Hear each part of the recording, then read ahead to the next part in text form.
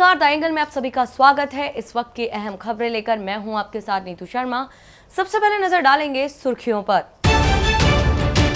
Lockdown के बाद आगे रणनीति पर मोदी कैबिनेट की अहम बैठक। कोरोना संकट के साथ रेल और हवाई यात्राओं को लेकर भी हुई चर्चा। देश में पिछले 24 घंटे में आए करीब 2000 मरीज, रिकवरी रेट हुई 25% से ज्यादा। राजस्थान में कोरोना संक्रमितों की संख्या में इजाफा। मुख्यमंत्री अशोक गहलोत की मेहनत रंग लाई। रेलवे ने राजस्थान के लिए 5 ट्रेनें चलाने की दी मंजूरी। और परिवहन मंत्री प्रताप सिंह खाचरियावास ने की वीडियो कॉन्फ्रेंसिंग। आरटीओ अधिकारियों से लॉकडाउन में सप्लाई चेन बनाए रखने की बात कही। कोरोना संकट के बीच 3 मई के बाद लॉकडाउन को लेकर आगे की क्या रणनीति होगी, इसको लेकर प्रधानमंत्री नरेंद्र मोदी ने अहम बैठक की। बैठक में केंद्रीय मंत्रियों व सीनियर अधिकारी मौजूद थे। माना जा रहा है कि कोरोना संकट के साथ साथ इस बैठक में रेल और हवाई यात्रा को लेकर भी चर्चा हुई। इस बैठक में गृह मंत्री अमित शाह, रेल मंत्री पीयूष गोयल, केंद्रीय विमानन मंत्री हरदीप पुरी और स्वास्थ्य मंत्री हर्षवर्धन भी मौजूद हैं। सूत्रों की माने तो मंत्रियों संग इस अहम बैठक में कोरोना लॉकडाउन के दूसरे चरण की समीक्षा की गई और आगे की रणनीति पर चर्चा हुई। माना जा रहा है कि इस बैठक से ही मोदी सरकार निष्कर्ष पर पहुंचेगी कि लॉकडाउन को आगे बढ़ाया जाएगा या नहीं। कोरोना वायरस महामारी का संकट जैसे जैसे बढ़ रहा है, सरकार अपनी रणनीति में बदलाव कर रही है। हर जिले और राज्य की मौजूदा स्थिति के अनुसार आगे की राह तैयार की जा रही है। अब स्वास्थ्य मंत्रालय की ओर से 3 मई के बाद जिलों को अलग अलग हिसाब से बांटने का काम किया गया है। देश में अभी भी जिले रेड, ग्रीन और ऑरेंज जोन में बटे हुए हैं, लेकिन अब की बार इसके पैमाने को बदला गया है। स्वास्थ्य मंत्रालय के द्वारा केस की संख्या, डबलिंग रेट और टेस्टिंग के हिसाब से जिलों की नई लिस्ट तैयार की गई है। नए नियमों के अनुसार अब अगर किसी जिले में 21 दिनों से कोई कोरोना वायरस का नया केस नहीं आता है तो वह ग्रीन जोन में जाएगा। पहले ये समय 28 दिनों का था। 3 मई के बाद की लिस्ट के लिए 130 जिले रेड जोन, 284 ऑरेंज जोन और 319 जिले ग्रीन जोन में शामिल किए गए हैं। स्वास्थ्य मंत्रालय ने अभी भी दिल्ली, मुंबई, चेन्नई, कोलकाता, हैदराबाद, बेंगलुरु, अहमदाबाद को रेड जोन में ही रखा है। इसके अलावा महाराष्ट्र के 14, दिल्ली के 11, तमिलनाडु के 12, उत्तर प्रदेश के 19, बंगाल के 10, गुजरात के 9, मध्य प्रदेश के 9, राजस्थान के 8 जिले रेड जोन में शामिल हैं। भारत और दुनिया में कोरोना वायरस से संक्रमित मरीजों की संख्या में लगातार बढ़ोतरी हो रही है। भारत में कोरोना संक्रमितों की संख्या में लगातार वृद्धि होती जा रही है। अभी तक देश में संक्रमण के कुल 35,500 मामले आ चुके हैं। इनमें 23,651 एक्टिव केस हैं, जबकि शेष का इलाज चल रहा है और 8,500 से अधिक लोग ठीक हो चुके हैं। कोरोना से 1000 से अधिक लोगों की मौत हो गई है। स्वास्थ्य मंत्रालय ने कहा कि पिछले 24 घंटे में 553 लोग ठीक हुए हैं। रिकवरी रेट 25.37 पहुंच गया है। पिछले 24 घंटे में 1993 नए केस सामने आए हैं। कोरोना से करीब 1200 लोगों की मौत हुई है। महाराष्ट्र के मुख्यमंत्री उद्धव ठाकरे की कुर्सी पर मंडरा रहा संकट खत्म होते दिख रहा है। चुनाव आयोग ने राज्य में विधान परिषद चुनाव कराने का फैसला ले लिया है। आयोग की ओर से अधिसूचना जारी कर दी गई है। इसके मुताबिक राज्य की 9 सीटों पर अब 21 मई को चुनाव होगा। दरअसल राज्यपाल भगत सिंह कोश्यारी ने चुनाव आयोग से अनुरोध किया था कि जल्द से जल्द महाराष्ट्र विधान परिषद की 9 खाली सीटों पर चुनाव कराया जाए। राज्यपाल ने कहा था कि राज्य में मौजूदा संकट को खत्म को देखते हुए विधानसभा परिषद की सीटों पर चुनाव का ऐलान हो, जो 24 अप्रैल से खाली है। अब आयोग ने चुनाव कराने का ऐलान करा दिया है। ऐसे में विधान परिषद के चुनाव कुछ दिशा निर्देशों के साथ हो सकते हैं, जिसके बाद उद्धव ठाकरे ने राहत की सांस ली। रेलवे ने लॉकडाउन शुरू होने के बाद से पहली बार किसी पैसेंजर ट्रेन को चलाई है। यह स्पेशल ट्रेन तेलंगाना के लिंगमपल्ली में फंसे 1200 प्रवासियों को झारखंड के हटिया तक ले जाने के लिए रवाना की गई। यह स्पेशल ट्रेन है। अभी सिर्फ यह एक ट्रेन चलाई गई है, बाकी जगहों पर ट्रेनें नहीं चल रही हैं। रेलवे पहले ही स्पष्ट कर चुका है कि बिना केंद्र सरकार के निर्देश के ट्रेनों को चलाने का सवाल ही नहीं है। आखिर मुख्यमंत्री अशोक गहलोत की मेहनत रंग लाई। गहलोत काफी समय से केंद्र सरकार लॉकडाउन में फंसे मजदूरों, छात्रों और अन्य लोगों की वापसी के लिए विशेष ट्रेनें चलाने की मांग कर रहे थे। आखिरकार मुख्यमंत्री अशोक गहलोत की मांग के बाद रेलवे ने राजस्थान के लिए 5 विशेष ट्रेनें चलाने की अनुमति दे दी है। इसके लिए पहले ही सीएम अशोक गहलोत ने कलेक्टरों के साथ वीसी में रेलवे अधिकारियों के साथ रूट मैप तैयार करने को कहा था। गौरतलब है कि प्रवासियों की घर वापसी के समर्थन में 6 राज्य उनके समर्थन में थे।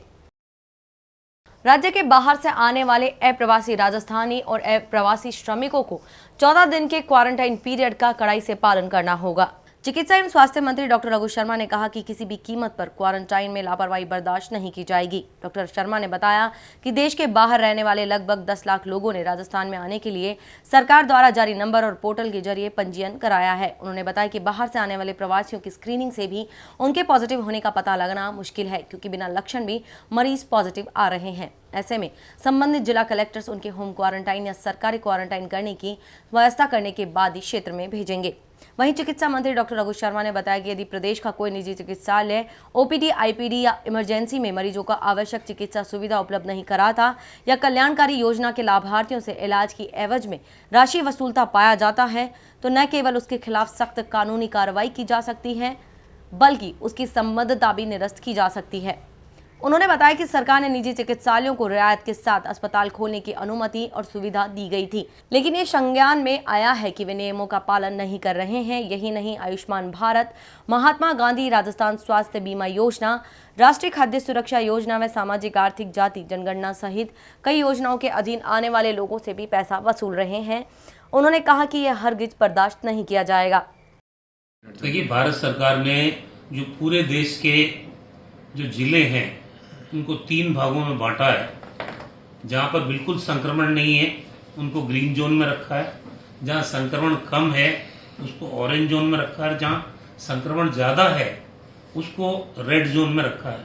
और जहां तक राजस्थान का संबंध है, 8 जिले हमारे भारत सरकार ने रेड जोन में चिन्हित किए हैं और 19 जिले हमारे ऑरेंज जोन के अंदर चिन्हित किए गए हैं और 6 जिले हमारे ग्रीन जोन में हैं, जहां पर कोई भी पॉजिटिव केसेस नहीं है।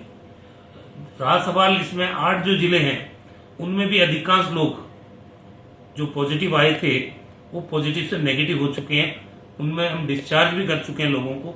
लेकिन फिर भी क्योंकि इन 8 जिलों को रेड जोन माना गया है, जहां पे आज भी कर्फ्यू है और जहां पे स्थितियां पॉजिटिव केसेस की ज्यादा बनी हुई है, उनको हम विशेष तौर से जो हमारा प्रोटोकॉल है मेडिकल का कंटेनमेंट का, उसके तहत बराबर चाहे 1 किलोमीटर का दायरा, 3 किलोमीटर का दायरा या 5 किलोमीटर का बफर जोन का दायरा है, उसमें हमारी स्क्रीनिंग का प्रोसेस चल रहा है बराबर। राजस्थान में कोरोना पॉजिटिव के केसों में वृद्धि होती जा रही है। राजस्थान राज्य स्वास्थ्य विभाग की ओर से जारी आंकड़ों के मुताबिक शाम 5 बजे तक 58 नए मामले सामने आए, जिसमें जोधपुर में 18, जयपुर में 14, अजमेर में 11, कोटा और चित्तौड़गढ़ में 7, राजसमंद में 1 केस पॉजिटिव मिला, जिसके बाद कुल संक्रमितों का आंकड़ा 2642 पहुंच गया, जिसके साथ 3 मौतें भी हुई, जिसमें जयपुर में 2 और नागौर में 1 व्यक्ति ने दम तोड़ दिया, जिसके बाद मौतों की संख्या 61 पहुंच गई। प्रदेश में संक्रमण के सबसे ज्यादा केस जयपुर में है, यहाँ 925 संक्रमित है। इसके अलावा जोधपुर में 575, कोटा में 204, अजमेर में 161, टोंक में 134, भरतपुर में 111, नागौर में 118, बांसवाड़ा में 66, जैसलमेर में 49, झुंझुनू में 42, झालावाड़ में 40, बीकानेर और भीलवाड़ा में 37 मरीज मिले हैं। प्रदेश में पिछले 1 महीने से ज्यादा लॉकडाउन है। लॉकडाउन होने की वजह से प्रदेश की औद्योगिक क्षेत्र से लेकर परिवहन भी पूरी तरह से बंद है। बंद की वजह से परिवहन को रोजाना लाखों रुपए का नुकसान हो रहा है। इसको लेकर परिवहन मंत्री प्रताप सिंह खाचरियावास ने परिवहन विभाग में आरटीओ के साथ वीडियो कॉन्फ्रेंसिंग की। मंत्री ने प्रदेश में कोरोना के दौरान लॉकडाउन के कारण गुड्स व्हीकल्स के संचालन में आ रही परेशानी को दूर करने को लेकर बात की। इसके साथ ही लॉकडाउन में सप्लाई चेन बनाए रखने की बात कही। वीडियो कॉन्फ्रेंसिंग में परिवहन सचिव जैन भी मौजूद रहे। का मजदूर कहीं भी फंसा आ जाए और यहाँ का मजदूर बाहर चला जाए, और यदि कोई कलेक्टर डीटीओ के पास जा रहा है, डीटीओ के पास आरटीओ के पास जा रहा है और आदेश जारी हो गया है, तो उसका पास बनाए। परिवहन विभाग का काम है पास बनाना, वो ऑनलाइन हो ऑफलाइन, उससे क्या फर्क पड़ता है। सब्जी वाला हो, गुड्स वाला हो, ट्रक वाला हो, टैक्सी वाला हो, पास तो आप बनाओगे। कहीं अटक गया तो आप पास बनाओगे। पुलिस का नजरिया कभी पास बनाने का रहा ही नहीं, तो परिवहन विभाग का काम है। पुलिस अपना काम करेगी लॉ एंड ऑर्डर का, आप करोगे पास बनाने का काम। तभी तो लोगों को सब्जी मिलेगी, आटा मिलेगा। आप उस पर टाइम लगाओगे और बहानेबाजी करोगे तो ज्यादा परेशानी आएगी। इसलिए कोई बहानेबाजी नहीं। यदि मैंने साफ कहा, इस संकट की घड़ी में कोई आरटीओ डीटीओ कोताही बरतेगा, बेवजह परेशान करेगा लोगों को, मैं एक्शन लूंगा। मैंने इसलिए नाराजगी जयपुर जिले के जम्वा रामगढ़ इलाके में जमीनी विवाद को लेकर 2 पक्षों में झगड़ा हो गया। मामला जमवारामगढ़ थाना क्षेत्र के बहलोड गांव का है। जमीनी विवाद को लेकर दो पक्षों में जमकर लाठी भाटा जंग हुई। इस विवाद में एक पक्ष के करीब 2 दर्जन लोगों ने दूसरे पक्ष के परिवार पर हमला कर दिया। हमले में एक पक्ष के 10 लोग घायल हो गए। घायलों को नजदीक के अस्पताल में भर्ती कराया गया है, जहां उनका इलाज हो रहा है। इस दौरान लॉकडाउन की जमकर धज्जियां उड़ी। जोधपुर में कोरोना की मरीजों की संख्या में लगातार बढ़ोतरी हो रही है। संक्रमण के बढ़ते खतरे को देखते हुए बावड़ी उपखंड अधिकारी ने एक आदेश जारी कर जोधपुर से बावड़ी व बावड़ी से जोधपुर आने जाने वाले सभी तरह के वाहनों के पास निरस्त कर दिए हैं। बावड़ी जोधपुर के निकट होने से लोग जोधपुर से सब्जियां खरीद कर लाते हैं, उनको तत्काल रूप से प्रतिबंधित कर दिया गया है। उपखंड बावड़ी में नियुक्त कर्मचारी उपखंड अधिकारी के आदेशों की अवहेलना कर रहे हैं। शिक्षक, नर्सिंग स्टाफ तथा अन्य जो कोरोना महामारी की ड्यूटी तैनात है वही जोधपुर से आवागमन कर रहे हैं। उन्हें मुख्यालय पर रहने के निर्देश दिए गए हैं। सभी प्रकार के वाहनों के आवागमन पर तत्काल प्रभाव से रोकने के लिए पुलिस थाना करवड़ तथा खेड़ापा को आदेश दिए गए हैं कि वैसे वाहनों को जब्त कर ले एवं आवागमन करने वाले कर्मचारियों के वाहन जब्त कर उनके विरुद्ध महामारी अधिनियम 1957 की धाराओं के अधीन कार्रवाई करे। ग्राम पंचायत अटारी में नवनियुक्त सरपंच अंकित मानसिंह के नेतृत्व में रक्तदान शिविर का आयोजन हुआ। इसमें सरपंच की युवा टीम ने बढ़ चढ़कर हिस्सा लिया। 31 युवाओं ने 31 यूनिट रक्तदान किया। वहीं सरपंच अंकित मानसिंह ने कहा कि जिले के अस्पताल में खून की कमी नहीं आने दी जाएगी। उन्होंने कहा कि इस संकट काल में खून की आवश्यकता पड़े तो ग्राम पंचायत अटारी के हर कार्यकर्ता हर समय खून देने को तैयार रहेंगे। इस मौके पर भाजपा प्रदेश महामंत्री भजनलाल शर्मा, गगवाना सरपंच हरस्वरूप शर्मा, भाजपा जिला मंत्री Raju Ajan, railway security force के assistant commandant Prahlad Sharma, Brajbhushan Sharma, retired patwari Ramswaroop Sharma, Murlilal Sharma, Shashi Sharma एवं गांव की युवा टीम के सदस्य मौजूद रहे। देशव्यापी लॉकडाउन के बीच आम आदमी के लिए एक बड़ी राहत भरी खबर है। देश की ऑयल मार्केटिंग कंपनियों ने बिना सब्सिडी वाले एलपीजी रसोई गैस सिलेंडर की कीमतों में कटौती का ऐलान किया है। 14.2 किलोग्राम वाले गैर सब्सिडाइज एलपीजी सिलेंडर के दाम दिल्ली में 162 रुपये 50 पैसे प्रति सिलेंडर सस्ते हुए हैं। अब नई कीमतें घटकर 581.50 रुपये पर आ गई हैं। वहीं 19 किलोग्राम वाले सिलेंडर का दाम 256 रुपये घटकर 1029 रुपये 50 पैसे हो गया है। अब दिल्ली में 14.2 किलोग्राम वाले गैर सब्सिडाइज रसोई गैस सिलेंडर की कीमत घटकर 581 रुपये रह गई है, जो 744 रुपये थी। 19 किलोग्राम एलपीजी रसोई गैस सिलेंडर की कीमतों में भी कटौती की गई है, जो आज से लागू हो गए हैं। दिल्ली में 19 किलोग्राम का रसोई गैस सिलेंडर 256 रुपये सस्ता हुआ है। इससे पहले गैस सिलेंडर की कीमत 1285 रुपये 50 पैसे थी, जो 1 मई से घटकर 1029 रुपये 50 पैसे पर आ गई है।